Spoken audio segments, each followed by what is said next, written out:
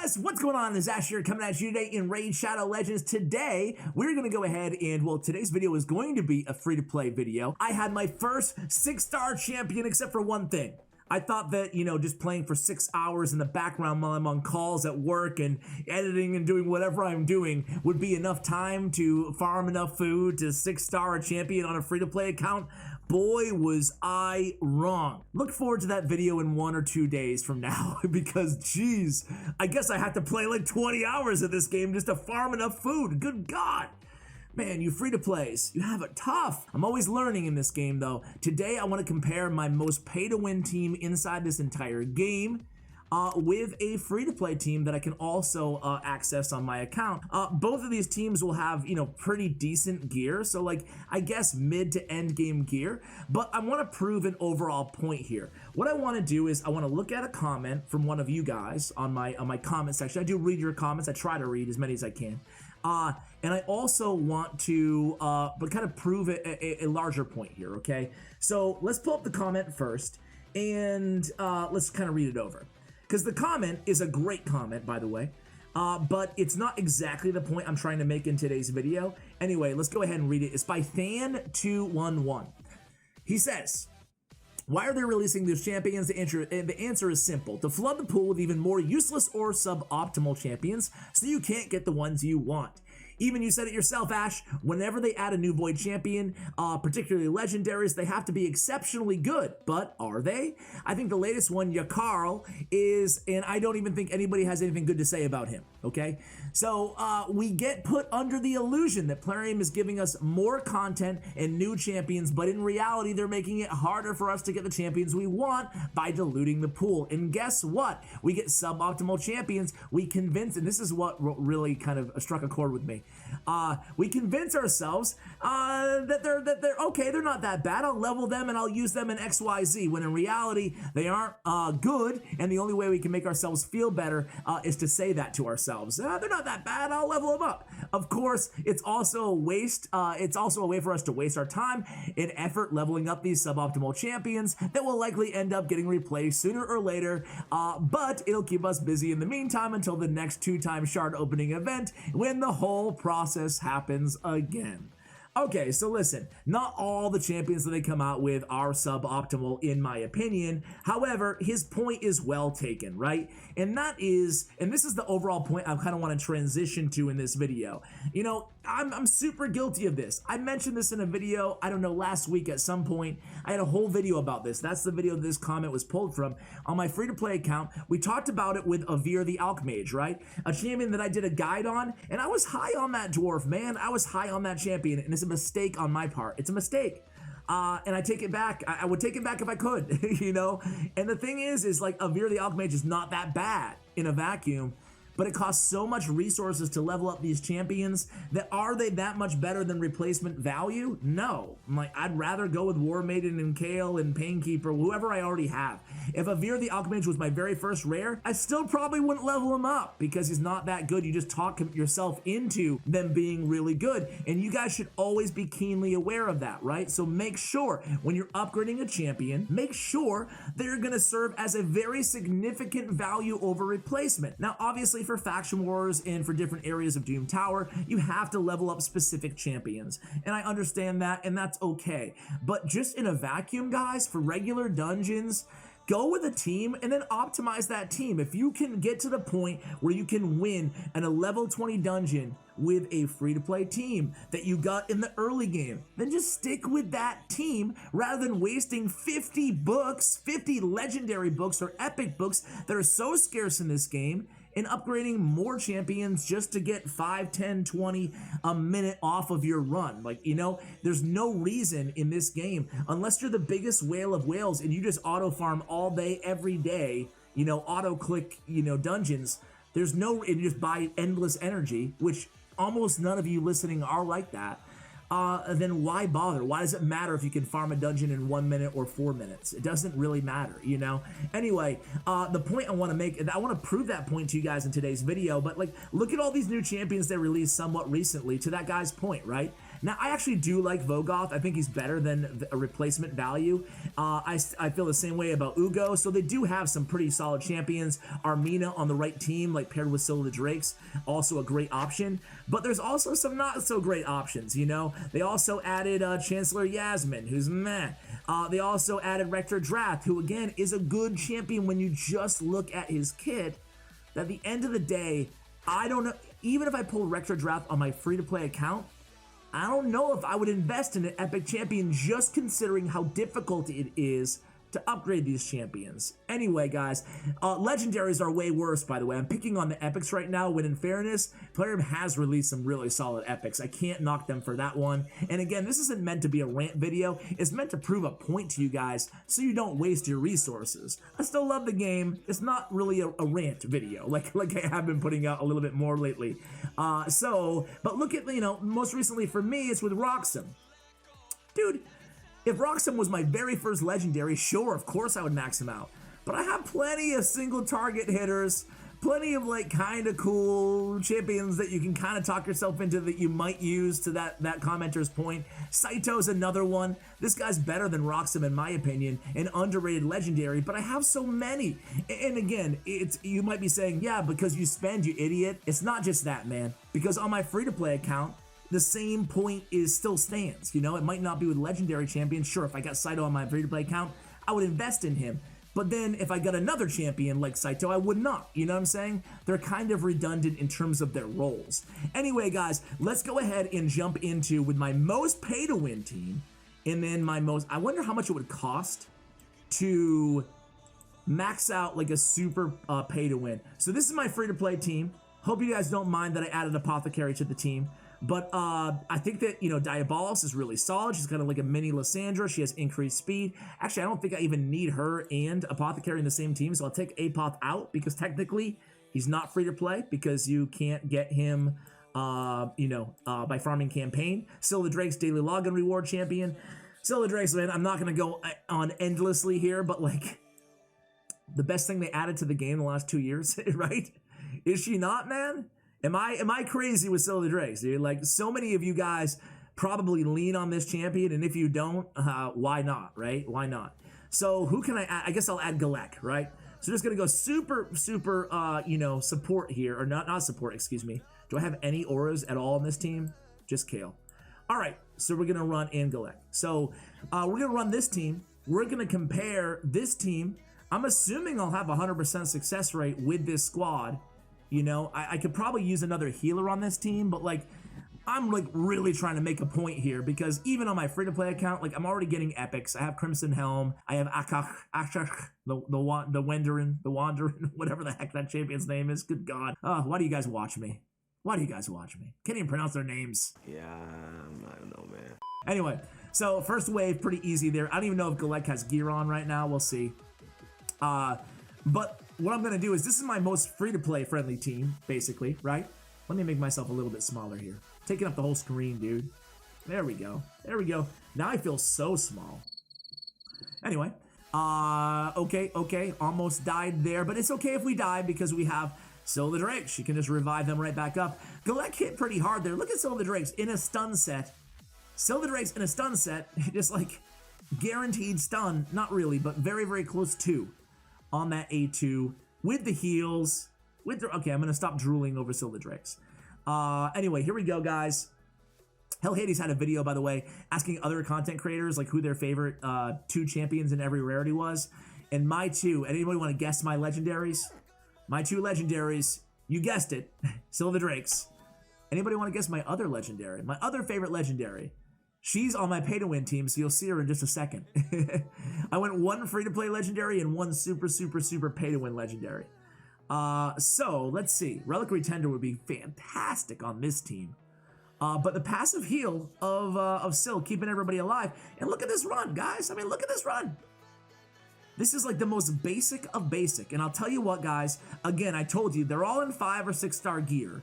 So they're not in like super noob gear, but it is a level 20 dungeon at the end of the day too, right? So like, I mean, this stuff, I know from my free-to-play account that all the gear that these champions are in, you guys can get. It's not inaccessible, right? Because as long as you can clear level 16 dungeons, you can get 6 star gear, you know?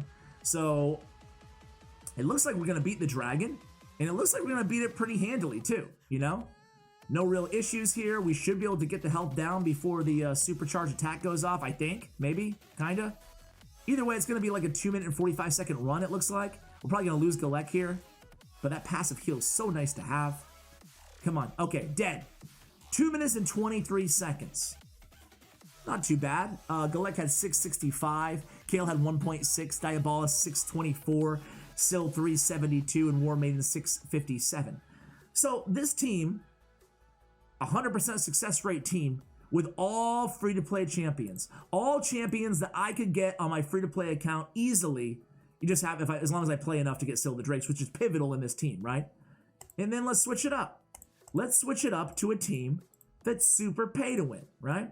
So just to buy the books, to max out just the books alone, you're talking, you know, a couple $100 per champion. Then if you buy all the chickens, another couple $100 per champion. This is like a $5,000 team, you know? That's how ridiculous this game is sometimes. And that proves my point here that I'm trying to make. And here she is, Little Miss Annie, man. I just love the aesthetics of Little Miss Annie. I love it. And I love this champion. Even though she's not the most OP champion in the game, this play date ability can one-shot anybody. Anybody. So OP. But, okay, let's stick some more voids in here, guys. Let's put Krisk in there. So now we have 3 voids. Now let's put some just beasts in there. Best is just gotta be one of the best damage dealers in the game. Non-enemy max HP. I've been using her a lot lately. After the buff, I don't think she gets enough recognition as being one of the hardest hitting champions. And we had to put in Dracomorph as well. So let's put this OP team in here, right? We're gonna do the same thing. You guys don't mind chilling with me for another 10 minutes, do you? We're gonna do the same thing on Ice Golem. And, you know, obviously it's gonna be a lot faster. You guys can see an end game team. I will say that Little Miss Annie is not going to be like make for the fastest run ever. If I wanted this run to be faster, I would run, you know, Royal Guard or something in that spot instead, Fushan or something in that spot instead. But still, you guys get the point. It's going to be a matter of seconds because we're going to breeze through this. I don't have Xavia, for those of you who might be wondering why I don't have her on the team, because she would be the fastest team possible. When you get to the dragon, 34 seconds. It's probably going to be around a minute run, maybe a little bit longer. But so why pay $5,000? I mean, it probably costs you way more than that. Probably talking like 10K, 20K just to open up enough void shards to actually get all these voids, right? Void shards aren't cheap, and think of how many you have to open just to get these champions, right? So we're just talking about how, once you get them, how much it's going to cost to max them if you just want to spend. Forget about everything else, right? So we do it in 1 minute and 4 seconds here, right? Little Miss Annie 341. You guys can see the stats. But the thing is why does it matter? Why are you going to pay 5, 10, whatever K, that much money just to have it a little bit faster? I hope this point is, you know, hope it lands with you guys. All right, guys, so coming over to Ice Golem here, I'm actually going to take War Maiden out and put in somebody else because she's anti-affinity. That doesn't make any sense to leave her in there. So who could I add in instead? You know what? We don't even need a decreased defense, honestly. And that's the thing, too, is like we talk about these roles being so important. And, you know, obviously they are in some areas. But if I don't have a decreased defense on a total, you know, free-to-play team, it's not the end of the world, right? I mean, it just takes a little bit longer, but unless, again, you have infinite resources, then it doesn't really matter. I'm going to put Shield Guard in there instead. I do have Apothecary in there as well, but let's see if this team can win, right? And the thing is, guys, is the overall point here that I'm trying to make is be very careful with your resources in this game. Just because you hear somebody talking about a champion being good, it might be good for them. It might be good on their account. But it doesn't mean it's going to be good on your account, depending on who you already have invested in. Be very, very critical of where you put your hard-earned resources inside this game is the overall point I'm trying to make. Because at the end of the day, if you're going to invest thousands of dollars into champions that are just going to make your teams faster, it's not worth it, in my opinion. Even if you're a spender in this game, just not worth it. If you're going to invest, you know, a lot of time or a little bit of money in champions that are going to make a profound impact on your account, then it is worth it, obviously. So just be very critical. And another thing, I've been meaning to say this for a long time, guys, but shard pulls, right? I'm going to be uploading a shard pull video in a day or two in the Void double time event. And you might notice that me, like almost every other content creator in the game, we release a lot of shard opening videos. And you guys, it's very, very important for you guys to know this. And I should probably kind of put this out as a PSA in the beginning of my shard opening videos from time to time as well. But it's important for you guys to know that content creators, when we open up shards in this game, it's an investment. It really is. When I make a shard opening video and I invest $200 every single time a shard opening event comes around inside Raid Shadow Legends, I know that I'll be getting at least $400 in ad revenue from that video. And again, I don't say that to like flex on ad revenue. You guys know me well enough to know that it's not about that. It's about that you guys should know that it's not like we're just setting an example of like, oh, you know, I just buy tons of shards every single week. It doesn't matter to me. It's an investment when content creators do that. And I think that might be super obvious, but I think it also is important, and it would be kind of irresponsible for me not to mention that to you guys from time to time, right? Because at the end of the day, it does, I think, like psychologically, maybe not to all of you, but to some people, it makes you want to spend more in the game. The only difference is you're not being compensated. We don't get compensated by Plarium for, you know, money spent in the game. They do give us content creator perks. I'll put that on the screen so you guys can see what we get. I'm in the top tier, so I get legendary books, I get chicken every week as a content creator. Anybody can apply for that program. There's hundreds of creators in our Discord chat, get early access to news and stuff like that. They don't actually give us money or shards though. And at least I don't think they do. You can see it on the screen. I don't think they give us shards. Either way, all the shards that I buy for these openings, I buy with my own money. But I know that I'm going to get that money back from YouTube, okay? So keep that in mind. You know, just it's an investment. It's a business for me at the end of the day, you know? I still love the game, don't get me wrong. It's a really, really cool business that I'm fortunate to have, YouTube channels and stuff like that. But at the end of the day, just recognize that, right? Recognize that. Any content creator, not just me, we're being compensated by the ad revenue of that video, and probably way more than we're actually spending. So I hope that this video, we kind of went all over the place. We talked about new champions being released. We talked about, you know, pay-to-win teams, free-to-play teams, and the effectiveness of both of those teams. Look at this team. I mean, we're getting the job done with an uncommon, with and he's in lifesteal gear. I think the only champion we have in lifesteal is Shield Guard.